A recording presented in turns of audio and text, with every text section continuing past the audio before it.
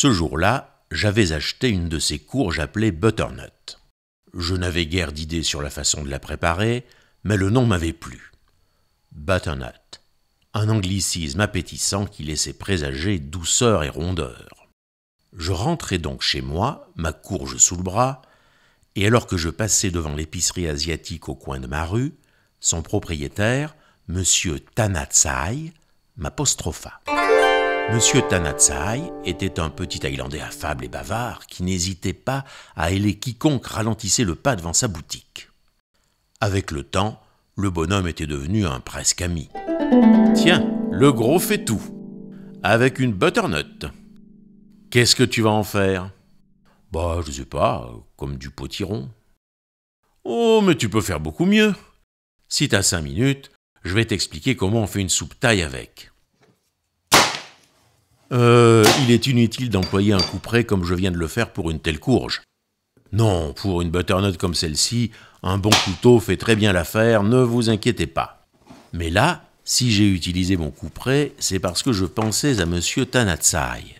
Je vais vous en dire un peu plus sur lui. Le bonhomme m'avait raconté une fois que son nom, Tanatsai, voulait dire gaucher en langue thaï. Bref, il s'appelait Monsieur Gaucher.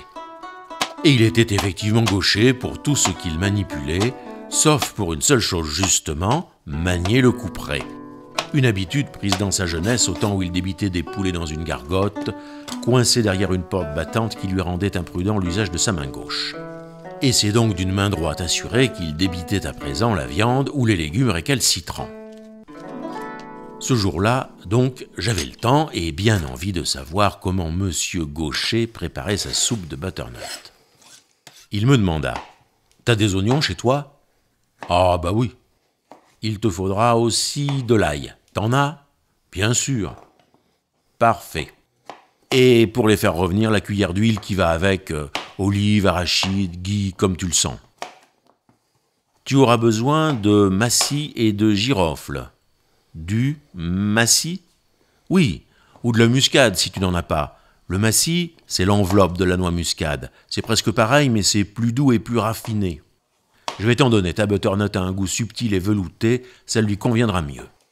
Ne mets pas trop de tout ce que je te dis, garde la main légère sur tous ces parfums. Hein. Il te faudra également de la coriandre, en feuilles fraîches et en graines moulues. Tu en as ? Ah oui, ça, j'en ai toujours. Et de la citronnelle. Tiens, je t'en donne si tu n'en as pas. Et le bout de gingembre frais qui va bien. Bon, mais tu sais, les feuilles de coriandre, la citronnelle, le gingembre, tu peux trouver tout ça dans des petites boîtes en surgelé.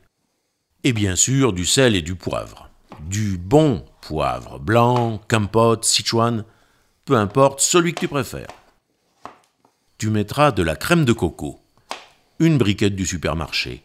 De la crème de coco, ce sera mieux que juste du lait de coco. Et tu rajouteras, ce sera encore meilleur, mais c'est pas obligatoire, une de tes petites doses congelées de fond de veau ou de volaille. Je sais que tu préfères les faire toi-même, mais si tu n'en as plus, tu mettras une dose du commerce, peu importe. Tu prévoiras aussi quelques amandes effilées que tu feras griller pour la décoration, et surtout pour le goût qui se marie très très bien avec la butternut. Tu verras. Donc, tu fais revenir gentiment un peu tes oignons dans ta matière grasse. Tu rajoutes ta butternut coupée en petits morceaux et toutes les épices que je t'ai dit. Sel et poivre, massis et girofle, coriandre en poudre et en feuilles, gingembre et citronnelle, n'oublie pas la gousse d'ail, ton fond de sauce et la crème de noix de coco. Voilà. Tu mélanges un peu et tu laisses cuire à couvert.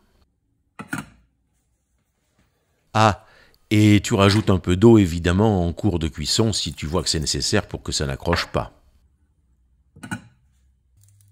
Pendant ce temps-là, tu fais griller tes amandes effilées dans une poêle sèche. Fais attention, enlève-les de la poêle dès qu'elles sont grillées.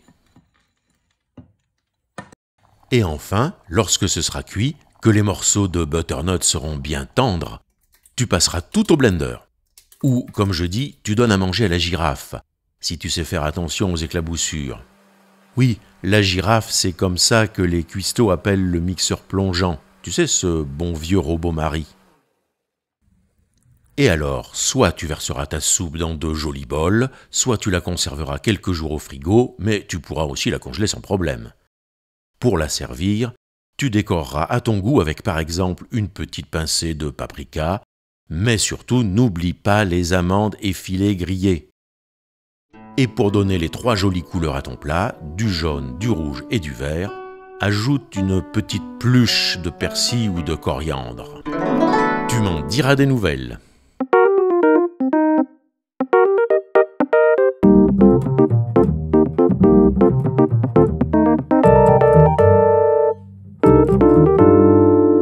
Et c'est tout noir. C'est déjà fini ?